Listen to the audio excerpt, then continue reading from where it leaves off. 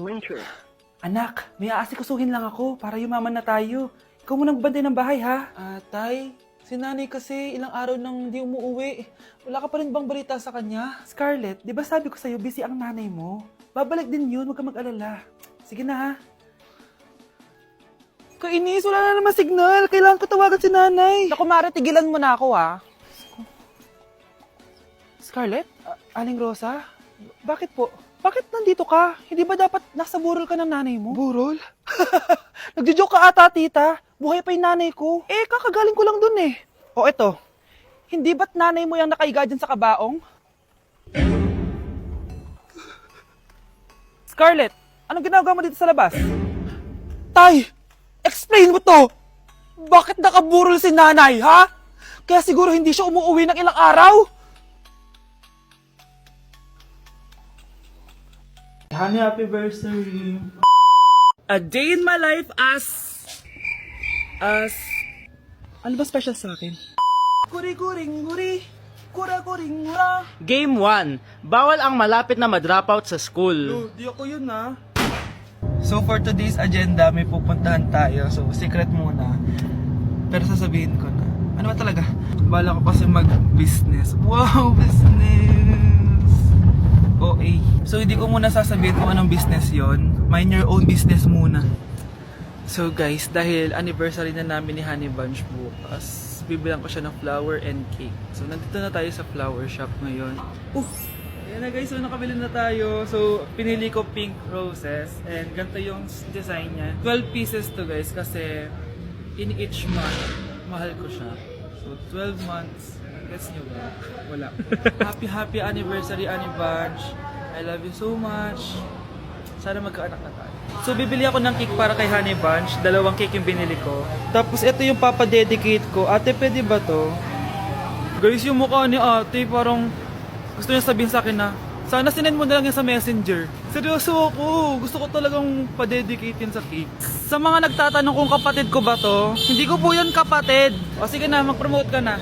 Shoutout po sa akin. O, diba? May bayad yung promotion dito. Kala mo libre lang yun. Sige na, ipapromote na kita. Ilalagay ko na lang sa bicep mo yung TikTok mo. Ayan. So guys, nandito na tayo sa labas ng bahay. Bigay na natin to kay Honey Bunch. Happy anniversary! May cake ka. Honey, happy anniversary! So, anong wish mo para sa ating dalawa? So, yun lang naman. Sige na. Dok, bakit ka meron neto, ha? Bakit may picture ka ng nawawala akong anak? Hindi mo ba talaga naaalala? Hindi.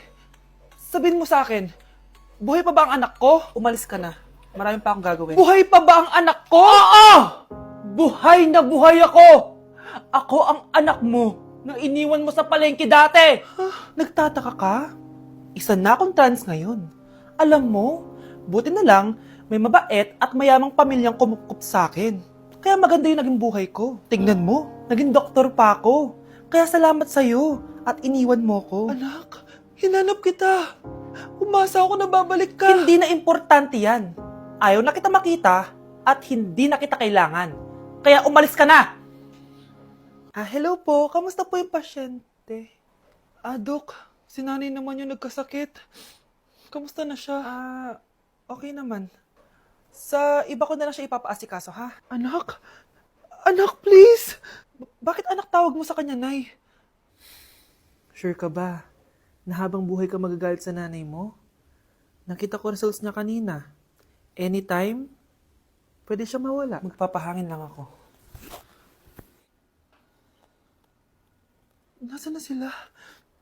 Hello, nurse? Nasaan yung pasyente dito sa room 214? Anak? Ako ba hanap mo? Nay, akala ko may masamang nangyari na sa'yo. Anak, hindi na kita iiwan. Good news!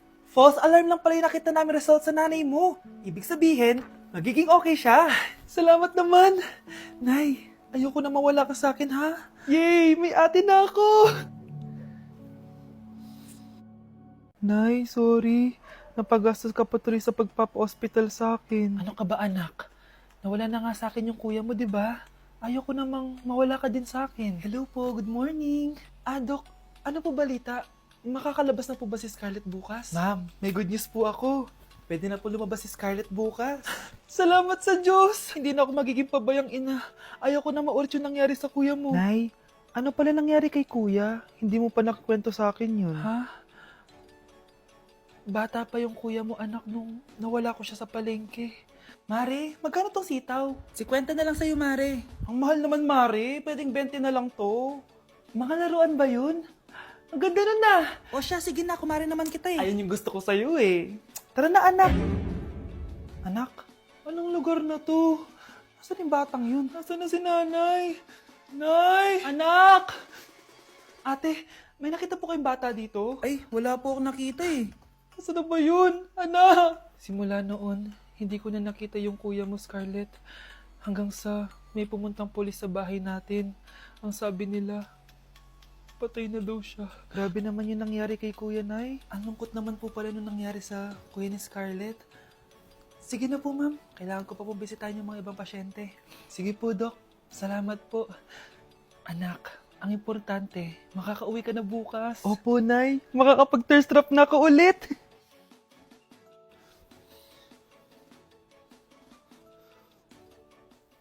Anak, tara na, uwi na tayo. Nay, may pinapabigay pala si Doc sa'yo. Oh, ano naman kaya to?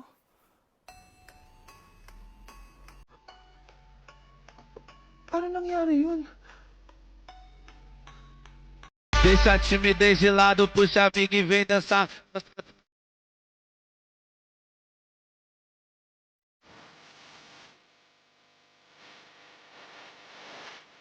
Oh, ano naman yung ginagawa mo, ha?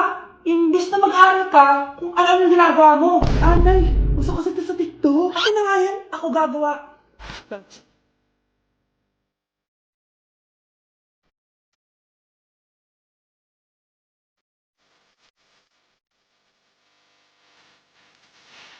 Ay wow, lali na nga siya.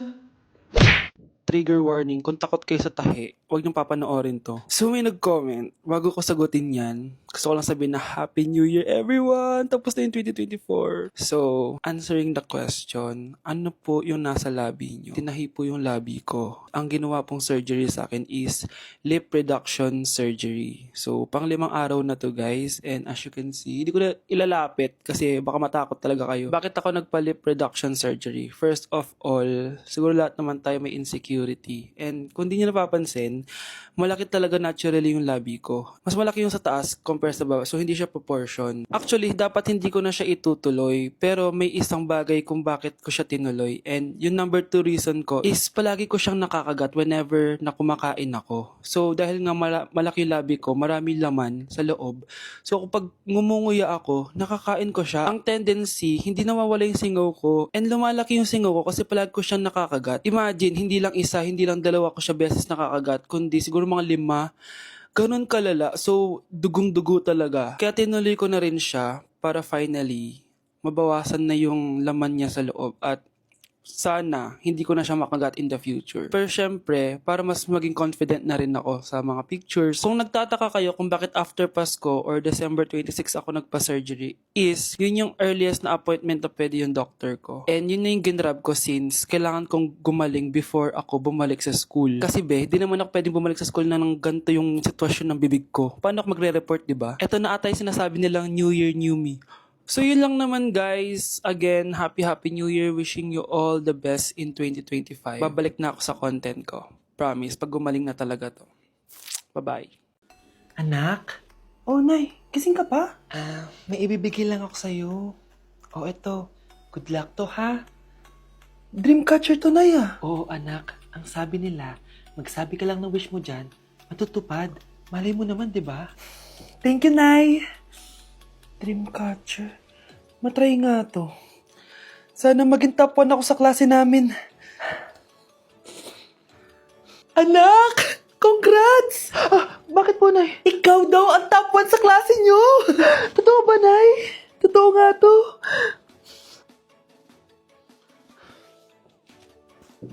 O anak, saan ka galing? Nag-apply ako sa trabaho. Ayoko naman maging pabigat sa inyo habang buhay. Sana makabawi na ako sa inyo. Ba't di mo nalang i-wish yan sa Dreamcatcher? Malay mo naman, di ba? Oo nga no, Nay. Nay! Tanggap na ako sa trabaho. Ang laki pa ng sahod ko. O, di ba? Sabi ko naman sa'yo, anak eh. Deserve mo yan. Nay, sa wakas, makakabawi na rin ako sa inyo. Bes, alam mo, ang yaman mo na. Bakit di ka pa mag-asawa? Ay naku, Bes. Kung may magkakagusto man sa akin, ang gusto ko, mabait at responsable. Parang si Joshua. Naku, Bes, si Joshua pa. Puro trabaho yan. Hi, Scarlett. Pwede ba tayong mag-lunch together mamaya? Sure, sige. Saan ba? Ayun. Oh, yan ang simula ng love story nyo, ha? Hi, mahal. Grabe. Natupad na natin yung mga pangarap natin. May anak tayo. May malaki tayong bahay. May maayos tayong trabaho. Ay, sa wakas. Proud ako sa ating dalawa, mahal.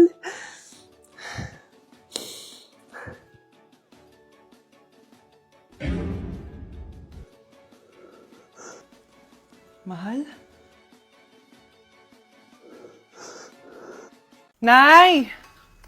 Impostor? Bakit nandito ka, ha? Walang iya ka? Bakit mo ako ginagaya, ha? Baka nakakalimutan mo. Nanay mo ang sumira ng mukha ko. Ha? Wow! Hoy, Sofia! Tandaan mo! Katulong ka dito, di ba? Huwag kang paupa-upo lang dyan. Ma'am. Kakatapos ko lang po maglinis. Nagpapahinga lang po ako. Talaga sumasagot ka pa sa amo mo, ha? Nay! Ang dumi pa dito, oh! Hindi na ginagawa na maayos yung trabaho niya. Walang iya ka? Madumi pa pala dito? At nakuha mo pang magpahinga dyan? Paano nangyari yun? Ma'am, nilinis ko na po yan. Maniwala po kayo. Oh, eto. Yung mukha ko! Ang sakit! Ayan, pati mukha mo, dudumi na. Umalis ka na dito! Tatanggalin na natin ha. Buti na lang talaga mabilis kang gumaling. O ayan, kuhang-kuha yung mukha ng pinapagaya mo. Dok, kamukha ko nga siya. Pinag-ipunan ko talaga to. Nagtataka lang ako. Yung ibang tao, mga artista yung pinapagaya ang mukha. Yung sa'yo parang normal na tao lang yung pinagaya mo. Dok, may kailangan lang akong gawin. Kung ano man